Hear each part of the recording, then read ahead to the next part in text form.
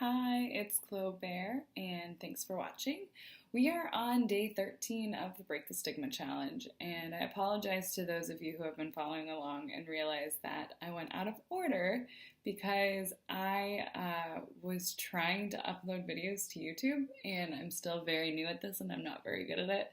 But I was scheduling them, and I accidentally forgot to not schedule it, to schedule it and just like posted it immediately. So day 12 is out of order, but yeah, hopefully it's not a big deal.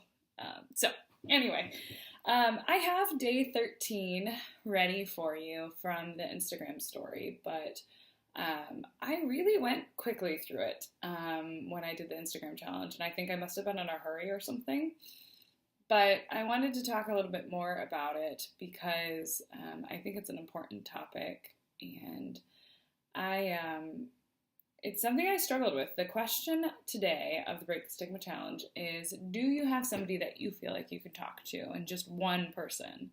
And I do, and I'm very lucky to have many people who I can talk to this about. But I will say, to those of you who are struggling and feel like you don't have one person to talk to, my guess is if you are open about your struggles or honest about your struggles, there's somebody out there who wants to be there for you. And whether it's like you guys just haven't tapped that area of your relationship yet, or maybe it's somebody you haven't met at that capacity, like somebody on the internet or somebody who is sharing these type of videos and wants to hear from you, or somebody who you can meet on a chat room. This is something I don't think I've ever told anybody, and I'm telling you guys. But when I was the most depressed, and it was right after I graduated college, I would join, and I'm sure that they still exist, and I will actually find it and drop a link into it, because I understand that people aren't always comfortable talking about their mental health. And when I was 22 or 21, I felt like I had overused all of my friendships. I felt like I had been depressed for so long and nothing was getting better, and I just kept having the same drama and the same shit, where I didn't want to tell my friends anymore. I didn't want to talk to my friends anymore about how I felt. And then also how I was feeling was so scary to me that I really didn't think anybody in my friend group would understand. And depression does stuff like that. It makes you feel like no one's going to understand, and it makes you feel like you're alone. And so what I did is I went to a chat room and I started talking to people, and I started just describing how I felt. And there was a couple of people who I made friends with, and I don't keep up with them, and I barely remember this time of my life. I think probably because of the antidepressants and because of my drinking at that time.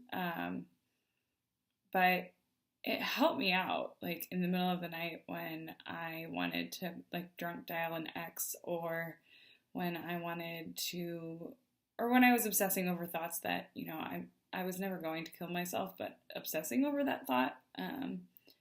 Talking to other people about it really helped. And they were strangers, and they weren't people who I'll ever meet in real life, but it was this opportunity to talk to people who were going through the same thing and also were so lonely that they just had to go to the internet. So I think now more than ever, we have so many avenues to connect with people that I can promise you there's somebody who wants to talk to you. There is, without a doubt, somebody who can share the feelings that you're feeling, if you're willing to do a little bit of opening up and a little bit of vulnerability. And you can do it in a safe space as well. So I'll try to leave some resources below, but I just want whoever's struggling to know that there are totally options, even if you feel totally alone.